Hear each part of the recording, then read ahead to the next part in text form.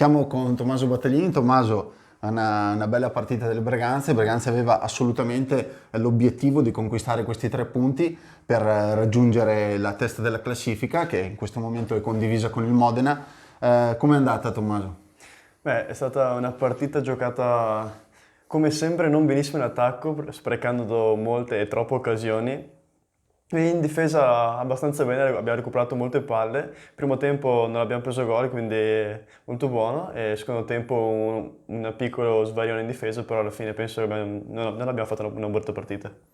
Sì, abbiamo più volte sottolineato in telecronaca con Fausto che comunque Breganze è partito forte nel primo tempo. Ancora nella partita magari ci sono alcuni meccanismi di continuità, diciamo così, della vostra velocità che vanno ancora un po' perfezionati, però comunque avete dimostrato anche nelle precedenti partite la capacità comunque di resettare in pochi istanti e capire come riorganizzarsi per mantenere in piedi la partita. E dici qualcosa in più, stiamo tutti attendendo il tuo gol, stasera sei andato molto vicino, avevo già praticamente esultato perché l'avevo vista dentro ed è andata di pochissimo a lato.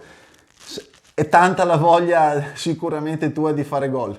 Beh, diciamo sì che lo cerco in qualsiasi maniera, non buttando via palla, perché comunque mi è stato sottolineato più di una volta che buttare via palla per rischiare di fare una giocata a volte inutile è peggio, però sì, lo cerco, a volte mi piace anche di più fare gli assist, a dirti la verità, però sì, è una cosa che spero arrivi e spero aumenti il mio minutaggio per provare a fare comunque i gol che servono.